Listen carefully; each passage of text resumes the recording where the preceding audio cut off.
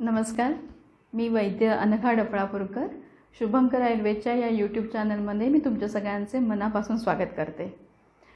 आता आपल्याला माहितीच आहे, पावसाळा सुरू झाला आहे, तर वेगवेगळ्या सीझनमध्ये वेगवेगळी पंचकर्म करून घेण्यासाठी आम्ही पेशंटला आग्रह करत असतो, कारण त्या ऋतूमध्ये तो दोष वाढलेला असतो। तो दोष शरीरातून बाहेर घालवण्यासाठी पंचकर्म ही प्रोसिजर खूप चांगल्या पद्धतीने काम करते।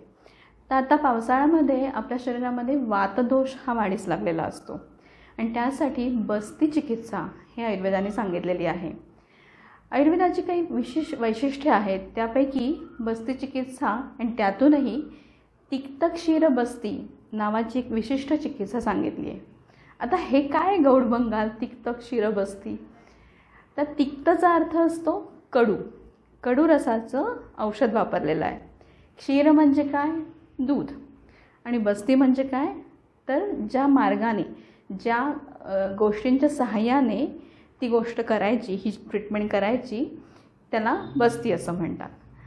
तर कडू औषधांनी जेव्हा एखादं आपण दुधाचा काढा करतो आणि त्याच्यामध्ये काही आणखीन औषधी तेल तूप वापरून त्याचा बस्ती दिला जातो, त्याला तिक्तक्षीर बस्ती असं म्हणतात।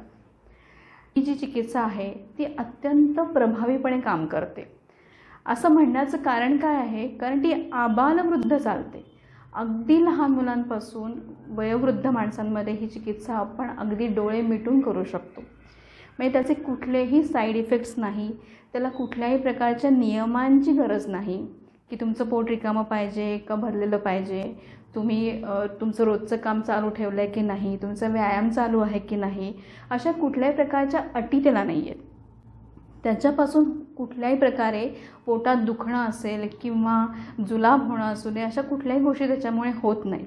आपल्याला काय वाटतं की बस्ती म्हणजे काय? तर एनिमा, आणि एनिमा दिला म्हणजे काहीतरी आपल्याला एम्बॅरेसमेंट होईल, असं काहीतरी होऊ शकतं की आपण कामाच्या ठिकाणी जाऊ शकणार नाही किंवा आपण आपल्या घरच्यांचे जे काही प्रोग्राम्स असतील त्याच्यामध्ये अटेंड करू शकणार नाही। तर असं काहीही होत नाही। तुम्ही तुमच्या सगळ्या गोष्टी रोजच्या दैनंदिनीमध्ये सुरू ठेवून ही ट्रीटमेंट घेऊ शकता। या ट्रीटमेंटचे आणखीन काय काय बरे उपयोग आहेत? तर त्याच्यामध्ये मल्टी सिस्टीममध्ये हे काम करतं, अगदी नखशिखांत।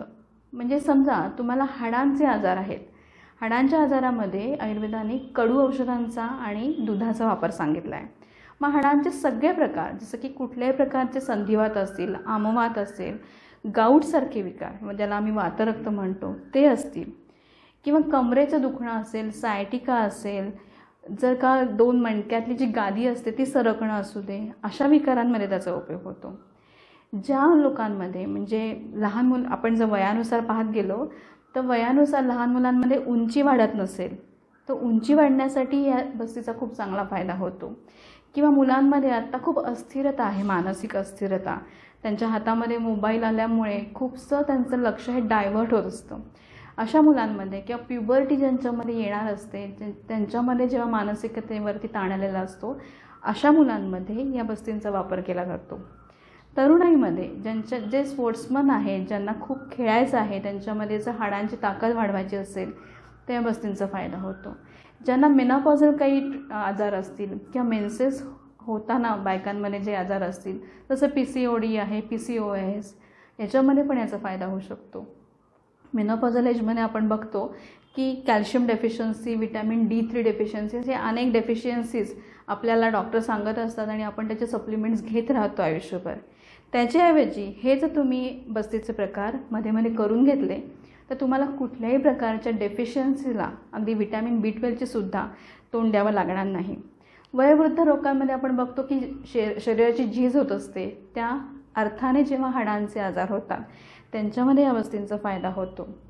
काही विशिष्ट प्रकारचे आजार आहेत, जसं की एपिलेप्सी, अपस्मार, की ज्यांना आयुष्यभर ती औषधं घ्यावी लागतात आणि नुसती घ्यावी लागत नाही, तर त्याचे भयंकर साईड इफेक्ट्स पण सहन करायला लागतात।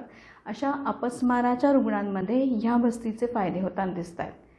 म्हणजे किती वेगवेगळ्या स्तरावरती या बस्तीचे फायदे आहेत आपल्याला आता कळलेलं असेल। याचं फक्त एकच अट आहे, ती अट काय माहिती आहे का? की हे बस्ती सातत्याने घ्यायचे। 1 झाले, 2 झाले, 10 झाले, अजून किती डॉक्टर घ्यायचे असं नाही आहे ते। Knock it until the door opens. म्हणजे काय? दार ठोठवत राहायचं जोपर्यंत दार उघडलं जात नाही तोपर्यंत. याचाच अर्थ जोपर्यंत आपला आजार बंद होत नाही, आपल्या वेदना बंद होत नाहीत, आपला आजार मुळापासून शरीरातून जात नाही, तोपर्यंत हे बस्ती घेणं ही गरजेची गोष्ट आहे. आणि त्याला वेळ किती लागतो? फक्त 5 मिनटं. तर तुम्ही नक्की, तुम्हाला जर या बस्तीचा फायदा करून घ्यायचा असेल तर जवळच्या वैद्यांकडनं याची माहिती घ्या. शुभंकर आयुर्वेदचे दरवाजे तुमच्यासाठी नेहमीच खुले आहेत. खाली दिलेल्या नंबरवरती आपण संपर्क करू शकता. तुमच्या काही शंका असतील तर आपण त्याचं नक्की निरसन करूयात. आधी इथेच थांबूयात, परत भेटूयात. धन्यवाद.